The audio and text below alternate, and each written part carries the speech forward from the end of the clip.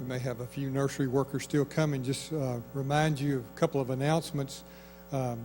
We have a list of deacons in our bulletin that we'll be confirming next Sunday night. If you have reason that these men or one of these men should not serve, please let our elders know so that we can take care of that, investigate that, and see what's going on. And we want you to be confident and comfortable with the leadership of our church.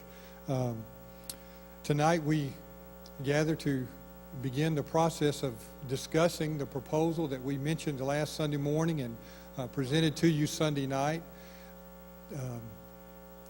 Again, obviously we will not reach any kind of decision tonight. That is certainly not the purpose of as we begin these discussions.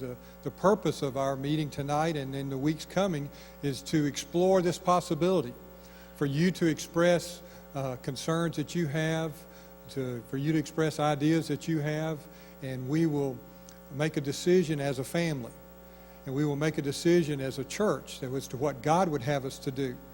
And the reason we've asked you so far to pray about this individually is so that you would know God's will, that you would know personally in your heart what God would have, where God would be leading you in this important matter, okay?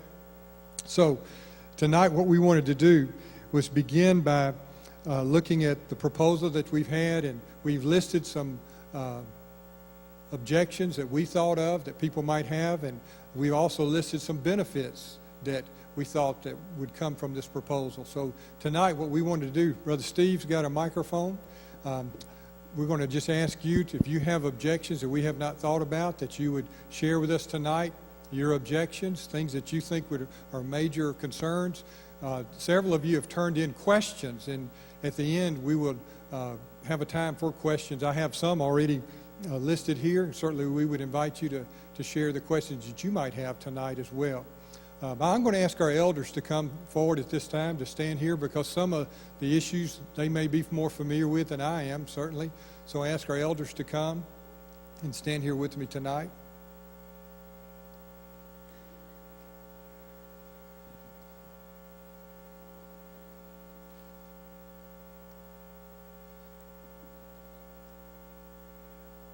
All right. Again, we would entertain objections that you thought of, or even possible benefits that you would like to share with us tonight. Steve is going to be our runner. Okay. If you would stand and state your name and occupation. Yeah. No, but please stand where we can hear what you have to say. Everybody knows me. The question I have, and I didn't see it in the proposal, is what about the offices and so forth? Will you be able to keep your office and everybody if, Okay. Okay, so that's in the form of a question. That's a question, okay, all right.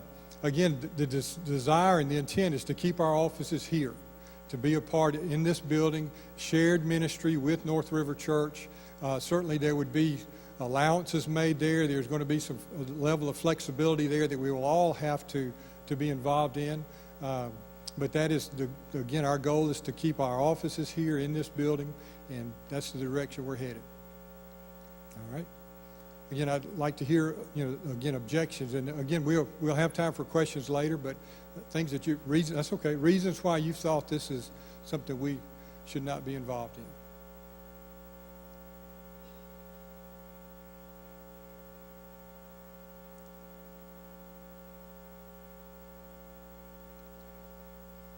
Well, as you're thinking, let me go through some of these questions then, okay? I have two lists of questions here. The first question would be, and I'm going to address this to Brother Eddie, but what is the appraised value of everything? And I'm assuming it's talking about this property, not everything in the world, but everything. What is the appraised value of everything? I'm not sure I can answer either one of them exactly, but we did have the property appraised about a year and a half, maybe 2 years ago. At that time, it was worth $4.5 million. If you know, the deal that we've got right now that's being offered to us is coming from North River, is that they're going to pay off all of our debt, including the the loan associated with the property that the school has. The school has a $150,000 line of credit that is tied to this property. So between that and the amount of money that's still outstanding on the debt, it's somewhere between $1.8 million and $1.9 million, we believe at this point. So what we'd look at there is that we have really more money invested in this property, if you will, than they will as far as total value is concerned. And that's where we're coming up with this. We get a lease on this property. The way we're looking at structuring this is such that we would have a deal with them that we will start off with them owing us somewhere $2.5 million in effect.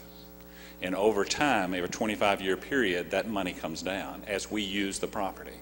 At any time during that time, they could come to us and pay us off and ask us to go get our own place at that point. So if they want to give us $2.5 million tomorrow, they take the building, we go find another spot. So that would be the kind of thing we'd look at. We don't anticipate that. They're really actually looking forward to this arrangement as much as we see the opportunities. They also see them. So I don't believe that there's going to be much there. The one good thing, I guess, about all of this is because of our big investment versus their investment, they're willing to take on all the cost of upkeep, electricity, everything associated with the building will become their responsibility. Now, does that mean that we won't ever help them? Probably there'll be opportunities there where we're involved. We're going to be using the building. If we see that we're wear and tear is caused by us over and above what they would normally have, we'd probably consider talking to them about helping them out, although that will not be required. Okay, thank you.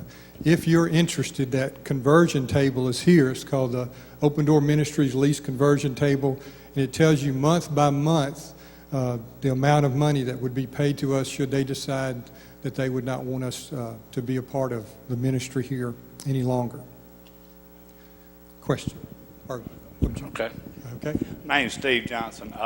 I'd already asked Eddie this, but I think it ought to be put on the floor. In the event, it's probably a 2 or 3 part question. They're going to have to borrow some money, correct? In the event, two years down the road, they can't make that payment. They lose the building. How are we going to handle that? Well, they have given us the first right to purchase the property. If they ever, whether they want to lose a building or if they decide to sell the building, we would have the first right to purchase the building. Of course, Eddie's our financial guy. With the equity we have built up in there, I'm not sure how that would. The good news, I guess, about all that would be is that, first of all, they're only going to finance $1.4 million, it looks like. The rest of it they're going to get with donations and other money to pay that off. So the only thing that we would have to absorb in order to take the building back would be the $1.4 million, and we would have the first right to get that. So that would be our protection. It means we'd have to go back in debt, obviously, to get it, but it would also protect this building at that point and would be back to where we were. Of course, the chances of that happening the only thing that I can see where that could possibly occur is if the overall value of the economy just really went way down and the value of this property went way down as a result of that. Not very likely to happen. Also, in the event that, are they going to charge us if we do take it back? Are we going to have to pay price of the land and everything, or are we going to just pick up their debt right there at that point, or is it going to be wrote up that way? That's a good question. We'll really have to talk to them about that because we really haven't finalized that part of the deal at this point. So it's a good point to make, and I think it's certainly one that we need to talk to them about because we've invested the most into this property, or at least have the most equity into it. Then I think it's probably right for them to consider that if they lose whatever reason for go in default, that we can pick it up for the default value, whatever that is. That's a good point. We'll try to make that in there. In essence, if that were to happen, though, we would be trading a 1.8 note for a 1.4 note. No, that's right. Under worse conditions, that we would reduce the note by $400,000 anyway. But their strategy is they're paying roughly $10,000 a month to rent their facility, and so their strategy was they did not want to borrow and have a payment that would be greater than what they're paying for rent right now. And some of you who've moved from an apartment into a house, you remember that strategy? This is what we're paying for the apartment. We want a house payment any larger than our apartment payment. So that's what they're doing. They're borrowing enough money that they can meet the payment. They've been doing that for several years now as a church. So, When our elders met together, I was so encouraged because these men right here, their first concern was for North River Church. They said, we don't want you to get in the situation we're in right now. We want to protect you as brothers in Christ. We don't want you to be in debt